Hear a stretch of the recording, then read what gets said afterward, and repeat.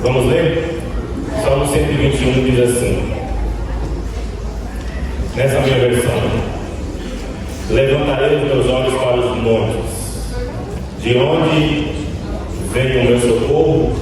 O meu socorro vem do Senhor, que fez o céu e a terra. Não permitirá que o teu pé seja abalado. Aquele que te guarda não cochilará. Eis que aquele que guarda Israel não cochilará nem dormirá. O Senhor é o teu guardador. O Senhor é a tua sombra sobre a tua mão direita. O sol não castigará de dia, nem a lua de noite. O Senhor te preservará de todo mal. Ele preservará a tua alma. O Senhor preservará a tua ida e a tua vinda, de agora em diante para sempre. Amém.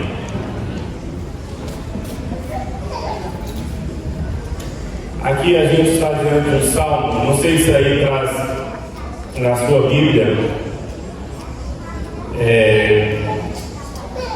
como subtítulo salmo de gradual, ou salmo de degraus, ou salmo de romagem. A minha fala canção gradual. Nós estamos diante de um salmo aqui que hoje a gente não canta, a gente não tem a melodia desse salmo, mas esse salmo é uma música, a gente sabe disso.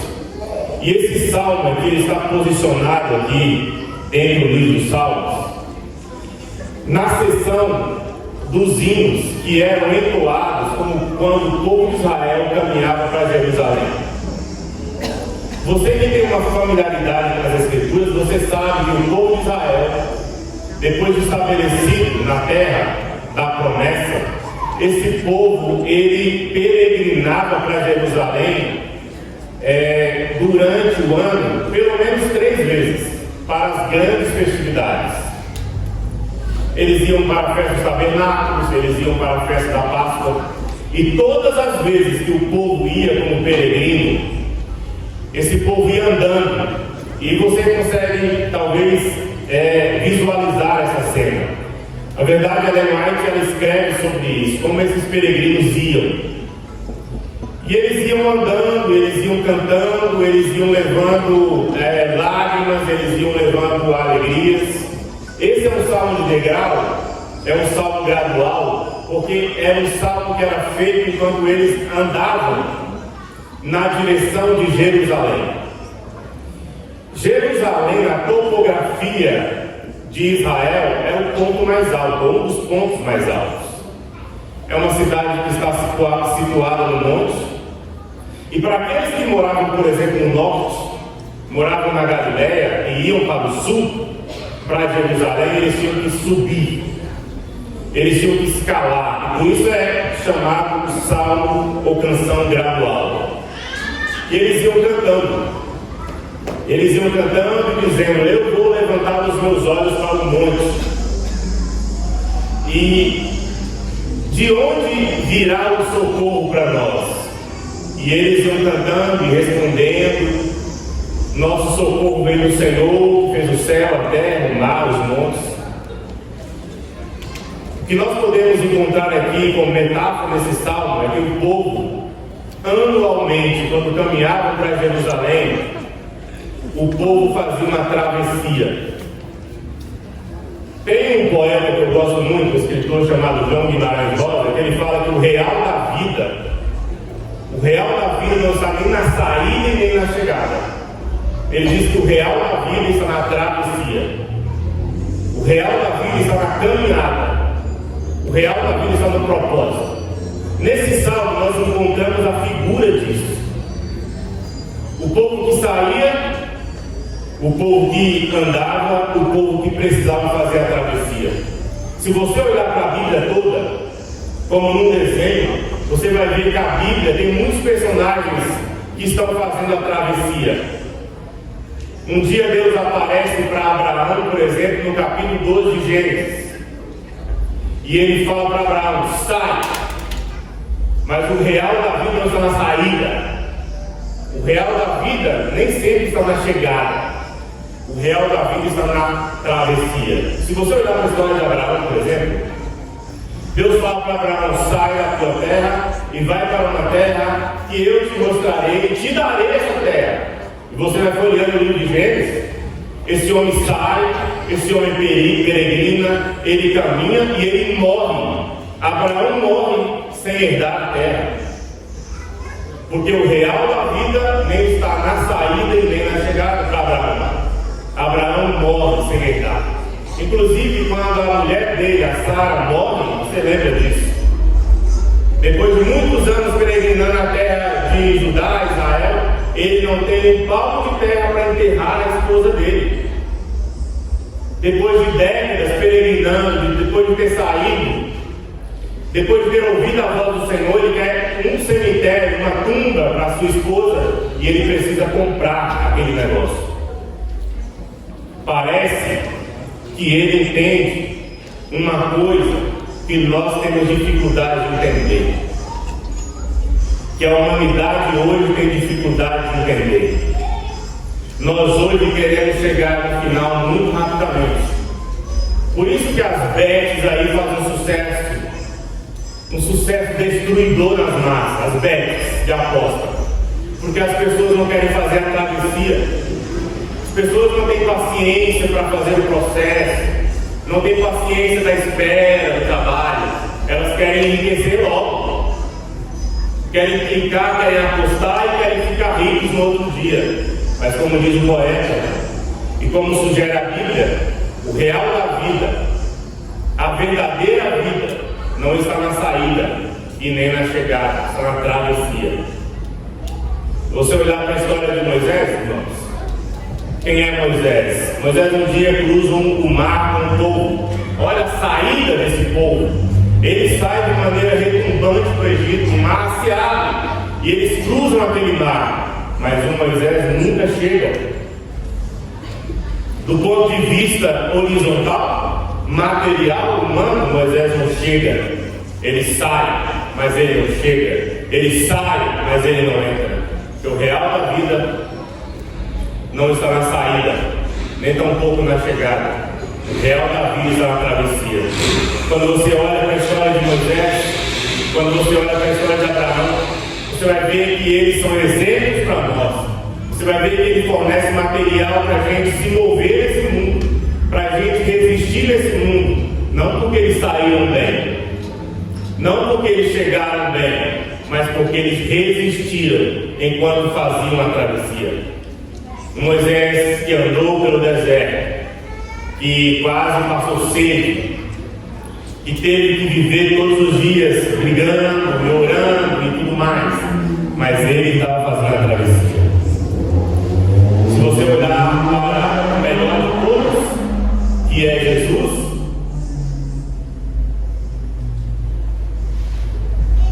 você vai ver em Jesus ele descer para o céu, você vai ver ele indo embora para o céu, e isso aí fornece material de pesquisa e de instrução para nós.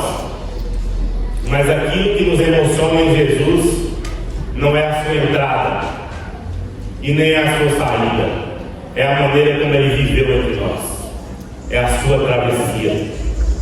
É na travessia que Jesus come, é na travessia que ele bebe ao lado de pessoas indignas, é na sua travessia que ele gasta tempo para conversar com uma mulher adúltera, desprezada, indigna, rejeitada. Você pode se emocionar com a entrada de Jesus nesse mundo, que é bela. Você pode se emocionar com a saída de Jesus, que é gloriosa.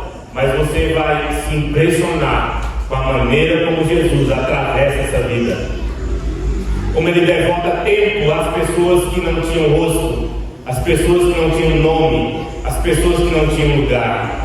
Porque o real da vida não está na saída, nem na entrada. O real da vida está na travessia, está no propósito. Porque a travessia, meus irmãos, é algo que não tem flash muitas vezes na sua cara. Não tem um cinegrafista filmando você para ver o seu desempenho, a sua pirotecnia, o seu malabarismo. a sua travessia e a minha travessia são feitas no anonimato. A nossa travessia não acontece enquanto estamos aqui no altar cantando, ou pregando, ou declamando. A nossa travessia, a sua travessia, a minha, ocorre lá, na escuridão desse mundo. Muitas vezes, quando as portas se fecham, nós entramos para dentro da nossa casa. Quando fechamos o nosso quarto, a gente está fazendo uma travessia, muitas vezes na solitude, no quebrantamento da carência, da ausência, do sentimento de que falta, do sentimento de que somos indignos. Às vezes a gente quer chegar logo. Eu sei, acontece comigo, e eu sei que acontece com você também. A gente gostaria de remover esse véu, bater logo nessa porta de pérola e cruzar essa porta e entrar de vez nesse lugar que é a chegada gloriosa, indescritível, inefável. Inefável é uma palavra boa, né? Eu vi uma cantora esses dias que grafou no braço inefável, e a porta perguntou o que significa. Eu não sei, mas é bonito. É bonito, mas é inefável. A gente gostaria logo de chegar, mas embora será glorioso e ninguém quer fazer uma travessia sem chegada, não existe chegada sem a travessia. E eu quero dizer para você que isso é apenas uma introdução ao que eu te dizer, que na travessia a gente tem um dia mau. Existem duas coisas que nós sabemos muito bem, é que existem o mau dia e existe o dia mau. Eu estou falando para pessoas aqui nessa noite que conhecem o mau dia. Todos nós aqui somos, de alguma maneira, impactados pelo mau dia do mundo. Nós sofremos as injustiças de um mundo que acaba fazendo seus tentáculos chegarem até nós. São guerras, são injustiças políticas, são injustiças governamentais. Nós sofremos porque a chuva cai demais, são os males do dia. Nós sofremos porque a chuva cai de menos, nós sofremos porque a bomba estoura. O mundo que nós vivemos sofre do mal do dia. Todos nós aqui olhamos para o horizonte muitas vezes e a gente pensa, será que esse mundo ainda tem jeito? Porque todos nós sabemos que nós vivemos o mal do mundo, ou o mal do dia. Só que no mal do dia, meus irmãos, o sofrimento é coletivo. O sofrimento alcança todos nós. A guerra acontece lá do outro lado do mundo e nós sofremos a consequência dela aqui. Nós sofremos a consequência de uma epidemia, de uma pandemia, de maneira coletiva. Nós sofremos a desvalorização da nossa moeda de maneira coletiva. Nós sofremos os rigores de homens maus, tiranos e injustos de maneira coletiva. Os males dos dias nos afligem, diminuem a gente, machucam a gente. Agora, eu quero dizer para você uma coisa: se o mal do dia é uma coisa que faz a gente chorar, faz a gente sofrer, o dia mau é algo que nós enfrentamos solitariamente enquanto fazemos essa travessia. O mau dia é algo que a gente olha para o horizonte e fala, não é só comigo. Mas o dia mau, ele bate na nossa porta e a gente sente que está acontecendo só com a gente. Você consegue diferir entre o mau dia e o dia mau? A Bíblia diz que a gente deveria se revestir da armadura para a gente revestido dessa armadura, a gente resistir o dia mau. O dia mau é aquele dia que você é afligido por uma perda, você é fracionado, algo é tirado de você, algo é cortado de você, algo é subtraído de você, e você então entra em parafuso. E o sofrimento não é só pela perda daquilo, o sofrimento é que parece que você não encontra uma resposta em Deus. Esse é o mau dia. Esse é o dia mau, na verdade. É que você começa a perguntar por que para Deus. E Deus parece faltar. Deus parece que não está. Deus parece que não está olhando, Deus parece que não está te vendo. Esse é o dia mau. É um sentimento assim, que você entra na igreja e parece que está todo mundo feliz, mas só você. Está acontecendo só com você. O dia mau, você olha para a sua rua e parece que está todo mundo feliz, mas por que só comigo? Existe uma palavra cunhada em alemão, que dali vem termos filosóficos, que é a palavra Schadenfreude. A palavra Schadenfreude, ela explica filosoficamente um sentimento que eu vou explicar agora para vocês. O que é um mau dia e o que é um dia mau. Um mau dia é você ter um filho, por exemplo. Você tem um filho, seu filho joga bola, seu adolescente aí. E um dia o time que o seu filho joga vai jogar lá em Brasília. E o seu filho entra no ônibus e vai jogar. 40 meninos estão indo nesse campeonato, nesse ônibus. O mau dia é a notícia chegando dizendo: o ônibus capotou. E você pega o seu carro, a sua moto, sai correndo para aquele lugar. E quando você chega lá, você vai ver que todos os meninos morreram. Esse é um mau dia. Vai doer? Vai doer demais em você. Mas esse termo, cunhado em alemão, diz que porque não foi só o seu filho que morreu, você não vai sentir tanto. Você vai sentir, mas você não vai sentir tanto se caso o ônibus tenha capotado e você correu para lá e dos 40 meninos só o seu filho morreu. Schadenfreude na filosofia é explicar o que é mau dia e o que é dia mau. No mau dia a gente fala: está doendo, eu não sei como vou sobreviver, perdi o meu filho, mas todas as mães perderam. Há um consolo mútuo nisso. Por mais que a gente não consiga explicar isso aqui. Agora, o dia mau é quando você chegar lá nesse lugar e vai ver todas as mães e os pais abraçando os filhos, tiveram só pequenos arranhões, e o seu filho debaixo da ferragem morto. Esse é o mau dia. Eu quero dizer para você uma coisa aqui nessa noite. Uma coisa que, se você ainda não parou para pensar, você deveria pensar. Nós estamos caminhando para a gente enfrentar pessoalmente, individualmente, situação de dia mau na nossa vida. Quando você filiou-se a essa igreja, quando você batizou nesse tanque, quando você fez o compromisso de servir a Deus, você estava fazendo um compromisso de vida ou morte? Você estava falando para Deus que você serviria a Ele até o fim, até que Ele esmagasse você, até que não sobrasse nada. Esse é o compromisso que você fez com Deus. Às vezes a gente esquece, porque a gente gostaria que a nossa vida fosse tal qual um parque de diversões. A gente se batiza nessa igreja, começa a voltar naquelas brincadeiras ali da Disney, vai brincando naqueles balanços, de repente a cadeira solta, e a gente cruza um portal e a gente já se depara nessa realidade de céu. A gente está no céu. A gente gostaria que fosse assim, mas não é. Nas outras igrejas aí, as pessoas estão prometendo para você, e você tem essa opção caso queira, que lá você vai ser abençoado, vai ter melhores carros, melhores casas.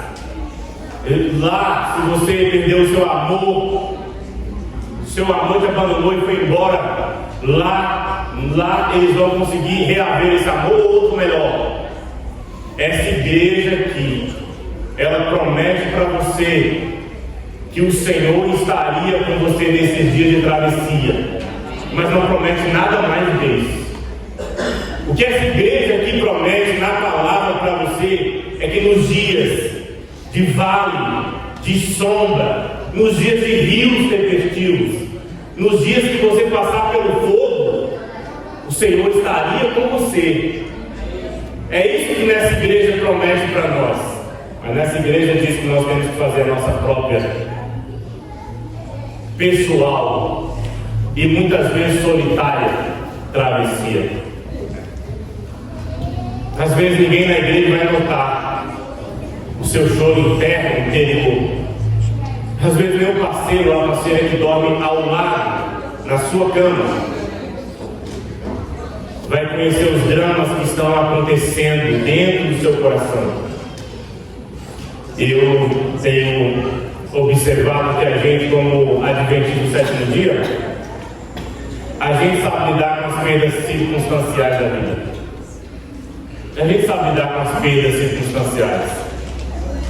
Se o carro pegar fogo, ou bater, se a casa pegar fogo, ou desmoronar, a gente sabe lidar com isso. Mas perdas circunstanciais, materiais da vida. A gente até sabe lidar com a perda de um ente querido. A gente olha para esse céu muitas vezes nebuloso, quando a gente perde um ente querido e fala: o Senhor vai devolver para mim na manhã da ressurreição. Mas a gente não sabe. Você não sabe, eu não sei. A gente não sabe lidar com as crises existenciais. A gente não sabe lidar bem quando Deus é quem parece ir embora da nossa vida. A gente não sabe lidar bem quando Deus parece que virou as costas para nós. A gente não sabe lidar bem quando as crises, as perdas circunstanciais começam a acontecer na nossa vida e a gente pergunta: por que, Deus? Por que de novo comigo? Por que outra vez? Por que eu preciso um maconheiro, bandido, cafajeste, safado, vai bem e eu não? E Deus não responde. Parece que ele foi embora, o céu virou bronze, a terra virou de ferro. A gente não sabe lidar com isso. A gente vai perder tudo, completamente tudo. Deus, desde que a gente sinta que Deus está ao nosso lado. A gente sabe. Pode não ter comida mais no prato, mas se Deus tiver, a gente sabe lidar com isso. Daqui a pouco Ele vai trazer feijão com arroz. A gente sabe lidar. A gente sabe lidar de lá naquele cemitério ali, ó, e deixar lá o nosso companheiro, a nossa companheira, o nosso filho, o nosso pai, desde que Deus esteja conosco. A gente sabe lá sepultar essa pessoa e voltar para casa com o coração aos farrapos, aos trapos, mas voltar dizendo: eu sei que os meus olhos o verão. Mas a gente não sabe lidar quando parece que os nossos olhos já não conseguem mais enxergá-lo, quando parece que Deus nos abandonou, quando parece que Ele não quer mais a gente, quando a gente é embalado por aquela insinuação da nossa mente, ou a insinuação de terceiros, ou a insinuação do diabo, dizendo: ele não gosta mais de você, você cruzou a linha, não tem mais perdão para você, você cuspiu na cruz, rapaz, de novo vai ser rebatizado, não tem mais jeito. E a gente deixa que a tristeza vai espumando dentro da gente, vai se demorando dentro da gente, e Deus desaparece da nossa mente. A gente não consegue mais registrá-lo no nosso coração, não consegue mais tocá-lo na nossa fé, não conseguimos mais acessá-lo no nosso coração, e a gente entra em parafuso. Um dia disse que o diabo estava mostrando para os seus demônios as suas armas mais letais, e ele foi mostrando uma, mais outra, e no final, numa caixa bem guardada, estava a arma mais letal dele. E o diabinho aprendiz perguntou: qual é essa arma aí? Você já mostrou a símbolo? Você já mostrou a inveja? Você já mostrou o orgulho? Qual é essa arma? E o diabo disse: aqui é a tristeza. É a tristeza.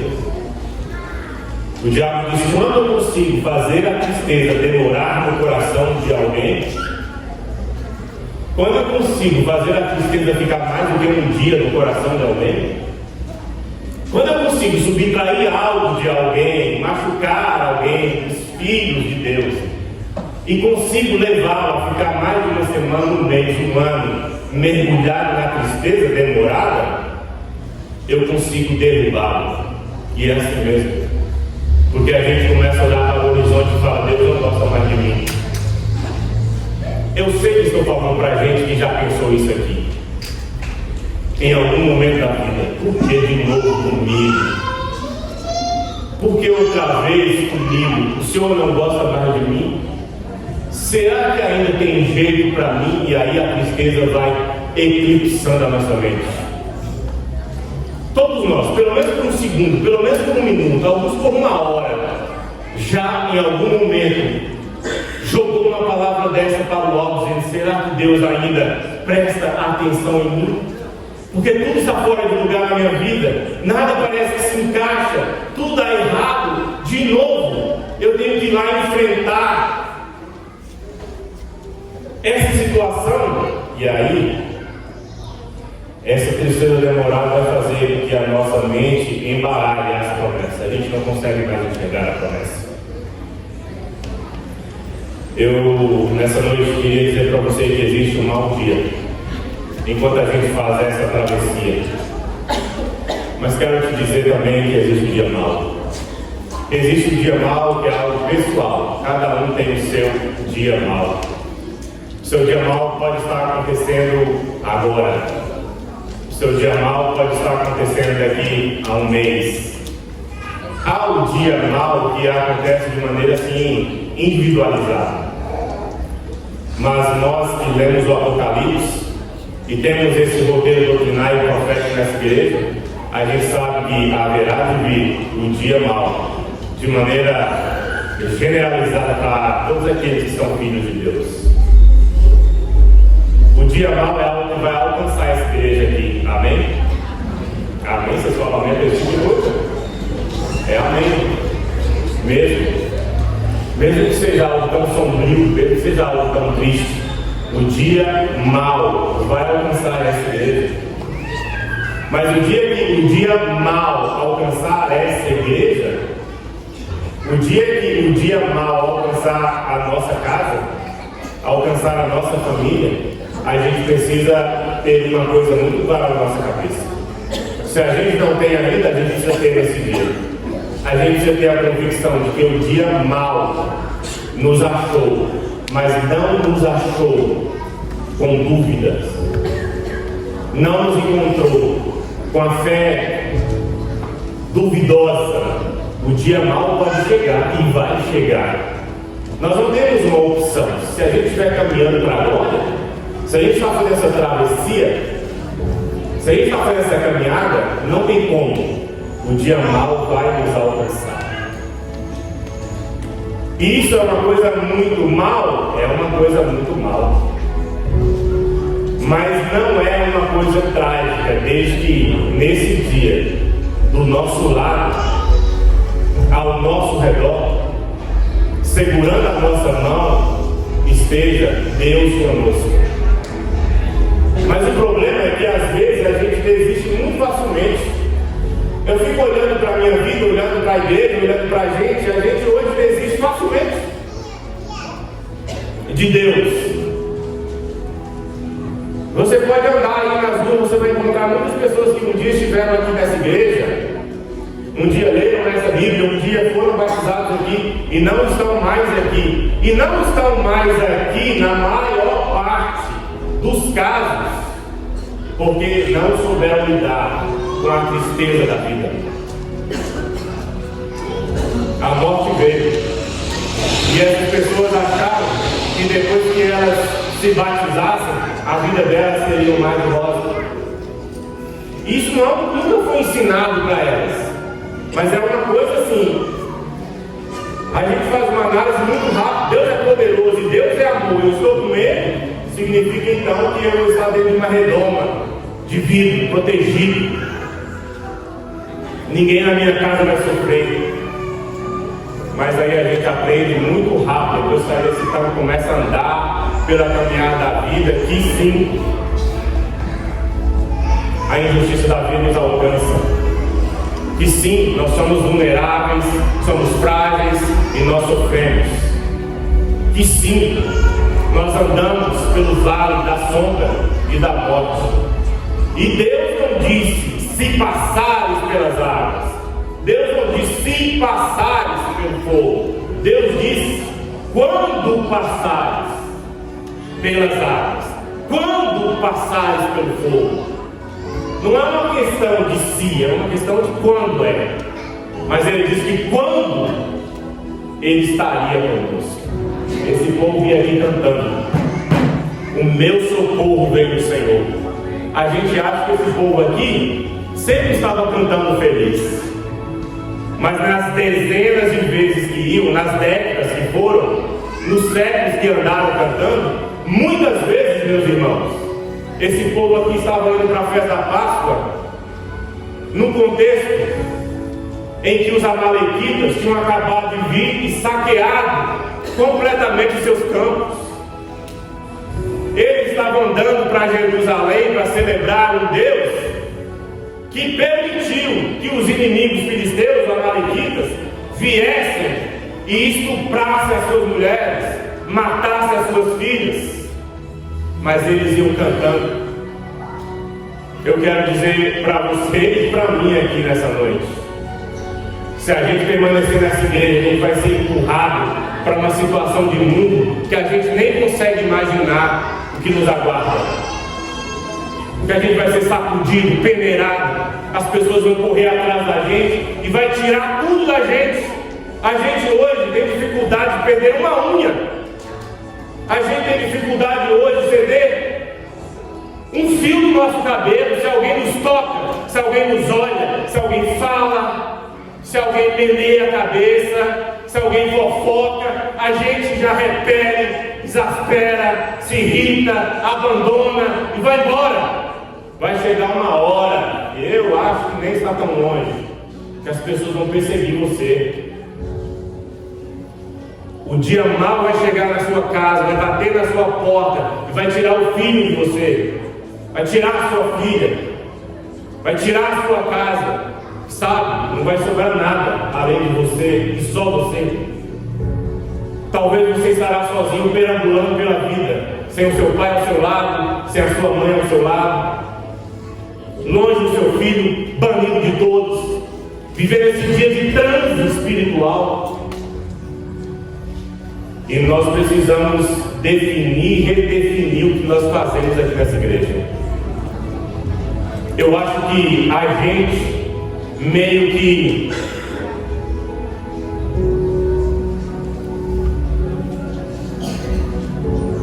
acha que Jesus vai aparecer hoje no céu do jeito que a gente está aqui agora, e aí alguns vão e outros não, mas a gente vai ser empurrado antes por uma situação de mundo que a palavra de Deus diz que se não fosse abreviado nesses dias, o que aconteceria?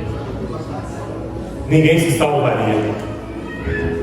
As pessoas vão levar a gente para um contexto de mundo e de situação e de vida que a gente precisa saber qual é o nosso nome. A gente precisa saber o nome do nosso Senhor. E a gente precisa dizer para todos que estão ao nosso redor que nós sabemos para onde estamos indo. A gente sabe para onde está indo? A gente sabe para onde a gente está caminhando? A gente está caminhando para Jerusalém. Esse povo estava indo aqui no 2 degrau, subindo. Da Galileia para Jerusalém, subindo. É isso que estamos fazendo.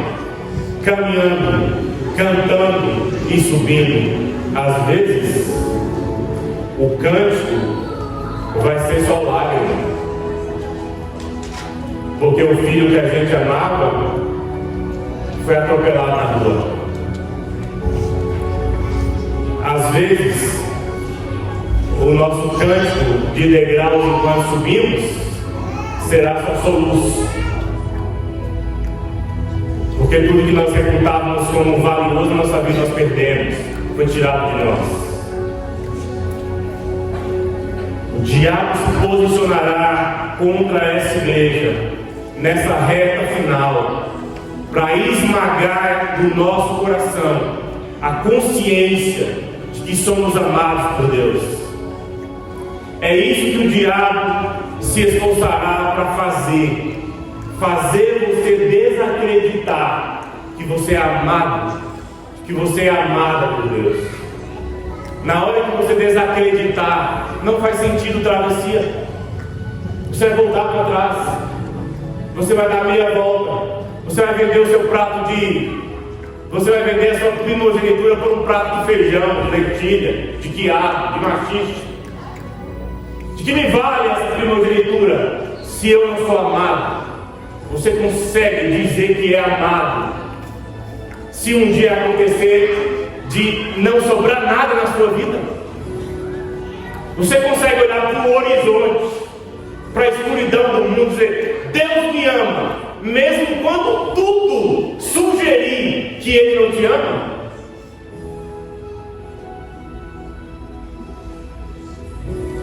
Às vezes dizer que Deus ama a gente é até loucura, né? Porque o vizinho vai dizer: ama você? Você não tem um sapato para calçar. Deus ama você? Deus ama você se você vive essa vida de peregrinação aí. Ter a ousadia de proclamar que Deus nos ama é o maior ato de vitória contra as hostes do mal que um crente poderia fazer. Dizer que é amado. Sabe, eu acho que é fácil a gente se converter à realidade de que Deus nos ama. É até fácil.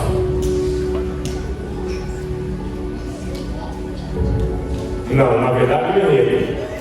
É fácil de se converter à realidade que nós precisamos amar a Deus.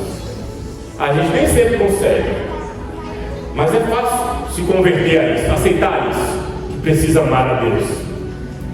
Agora, é difícil a gente aceitar que Deus ama a gente. Você pode falar isso muitas vezes assim: ah, Deus me ama, Deus me ama, Deus me ama.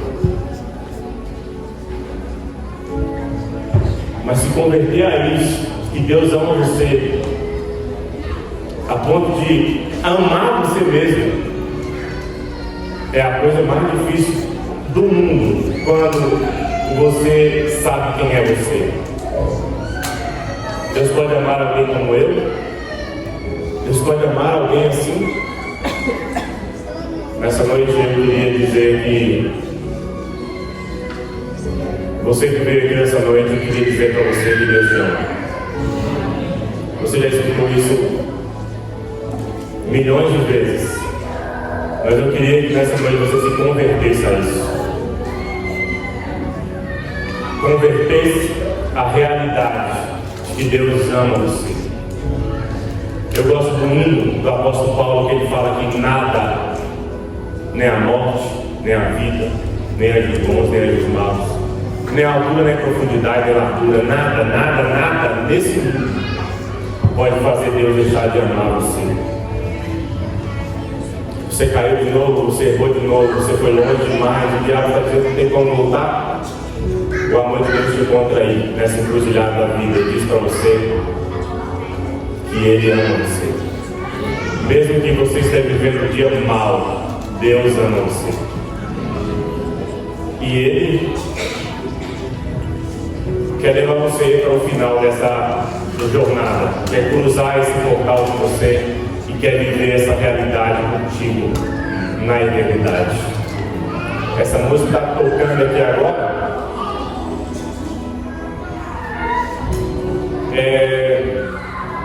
Nem a música que eu gostava mais que tocava aqui.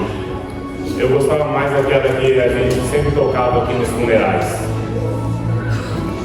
Eu nunca vi essa música em outro lugar, esse fundo musical, só aqui.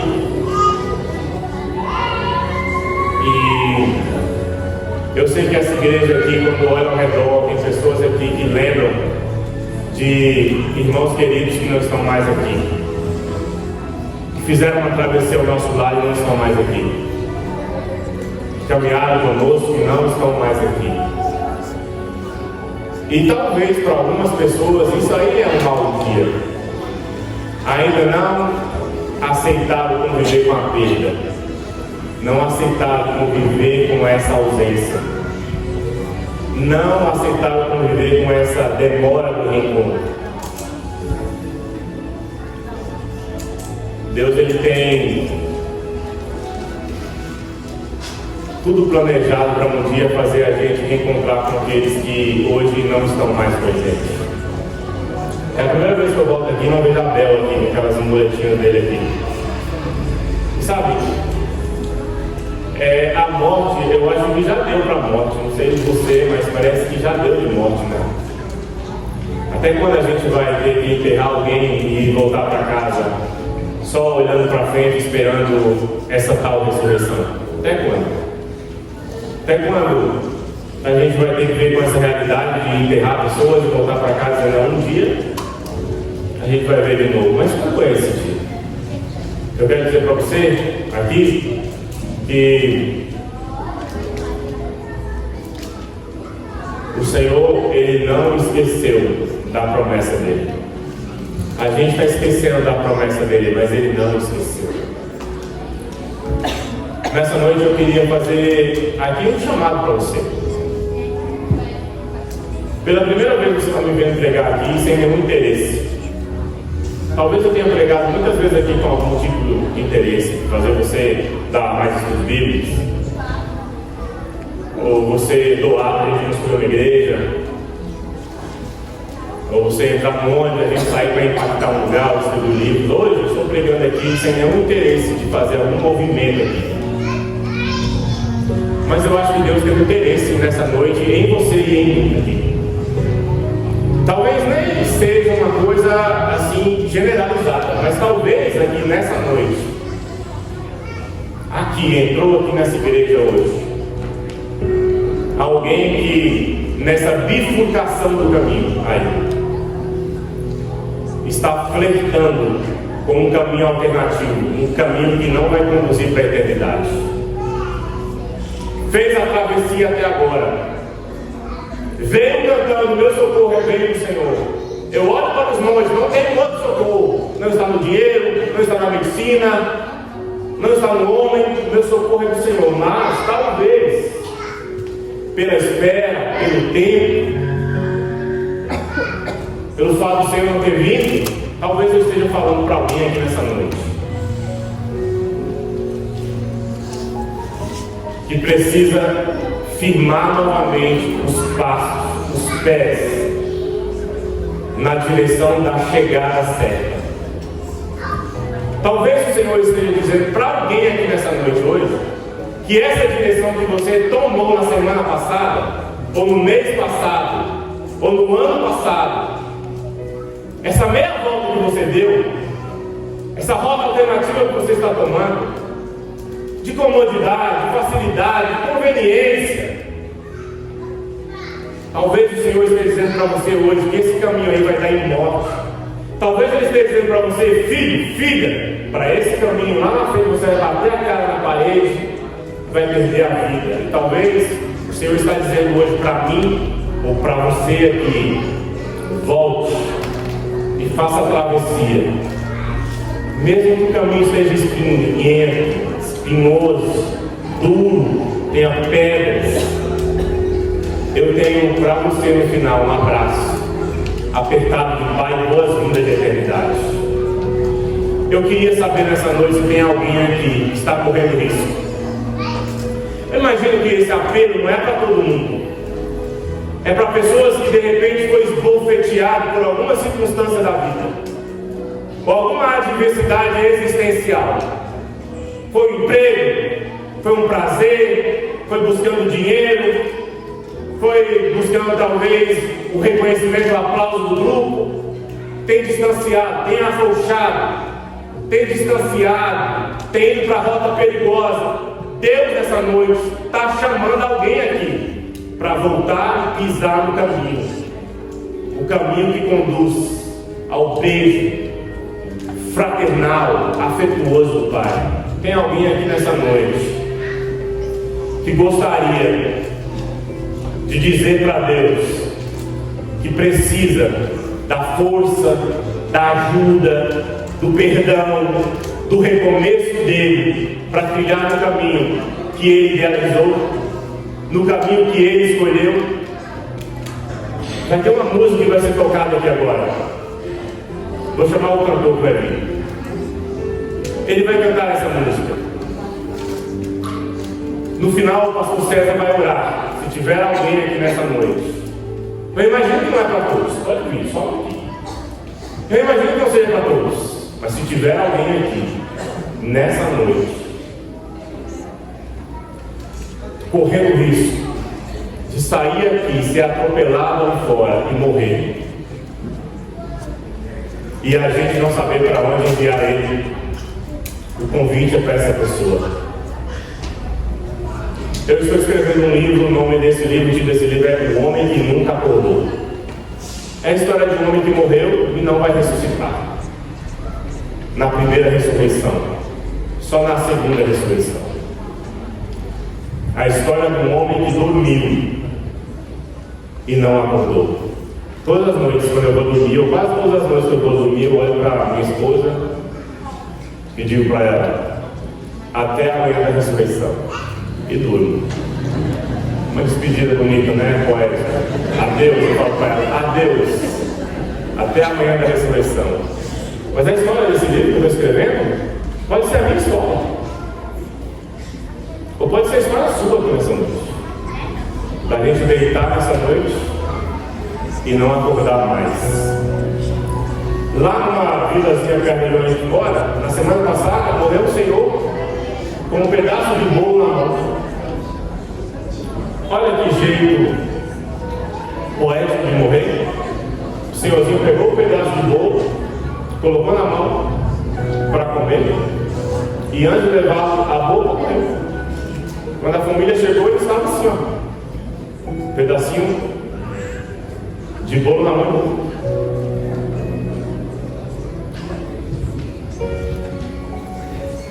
A gente